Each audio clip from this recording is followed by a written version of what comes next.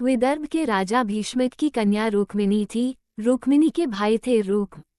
रुक्म अपनी बहन की शादी शिशुपाल से करना चाहता था, परंतु देवी रुक्मिणी अपने मन में श्री कृष्ण को पति मान चुकी थी। अतः देवी रुक्मिणी ने श्री कृष्ण को एक पत्र लिखा। पत्र प्राप्त कर श्री कृष्ण विदर्भ पहुंचे और स्वयंवर के दिन रुक्मिणी को लेकर अपने साथ चल दिए। रुक्मिणी के हरण की बात जानकर शिशुपाल, जिससे रुक्मिणी की शादी होने वाली थी, वो तथा उसका भाई रुक्म अपनी सेना लेकर कृष्ण को सजा देने के लिए आगे आए, लेकिन श्री कृष्ण ने सभी को पराजित कर दिया और रुक्मिणी सहित अपने राज्य को लौट आए, जहाँ राक्षस विधि से कृष्ण और रुक्मिणी का विवाह संपन्न हुआ।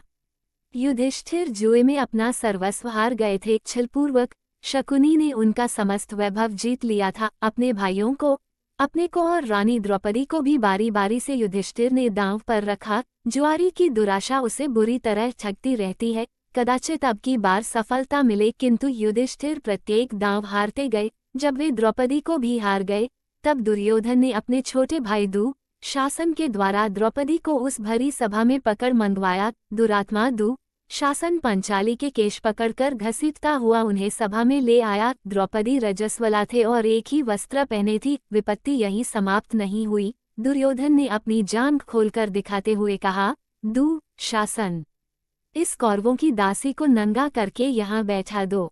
सभा भरी थी। वहाँ धृतराष्ट्र थे, पितामह थे, द्रोणाचार्य थे, सैकड़ों सभासद थे, वयोवृद्ध विद्वान थे, शूरवीर थे और सम्मानित पुरुष भी थे। ऐसे लोगों के मध्य पांडवों की वह महारानी, जिसके केश राजसूय के अवभूत स्नान के समय सिंचित हुए थे, जो कुछ सप्ताह पूर्व ही चक्रवर्ती सम्राट के साथ साम्राज्य के रूप में समस्त नरेशों द्वारा वंदित हुई थी, रजस्वला होने की स्थिति में केश पकड़कर घसीट लाई गई और अब उसे नग्न करने का आदेश दिया जा रहा है। होने को वहां विदुर भी थे, किंतु उनकी बात कौन सुनता। द्रौपदी ने अनेक बार पूछा। युधिष्ठिर जब अपने आप को हार चुके थे, तब उन्होंने मुझे दांव पर लगाया था, अतः धर्मत मैं हारी गई या नहीं। किंतु भीष्म जैसे धर्मज्ञों ने भी कोई निश्चित उत्तर नहीं दिया। जिसकी भुजाओं में 10,000 हाथियों का बल था, उस दुरात्मा दु शासन ने द्रौपदी की साड़ी पकड़ ली।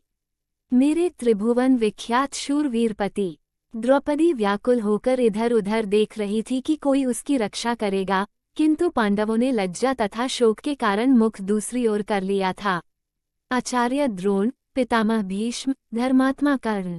द्रौपदी ने देखा कि उसका कोई सहायक नहीं। कर्ण तो उल्टे दु शासन को प्रोत्साहित कर रहा है और भीम, द्रोण आदि बड़े बड़े धर्मात्माओं के मुख दुर्योधन द्वारा अपमानित होने की आशंका से बंद हैं और उनके मस्तक नीचे झुके हैं। एक वस्त्रा अबला नारी उसकी एकमात्र साड़ी को दु शासन अपनी बल भरी मोटी भुजाओं के बल से झटके से खींच रहा है। कितने क्षण द्रौपदी साड़ी को पकड़े रह सकेगी। कोई नहीं, उसकी सहायता करने वाला। उसके नेत्रों से झड़ी लग गई।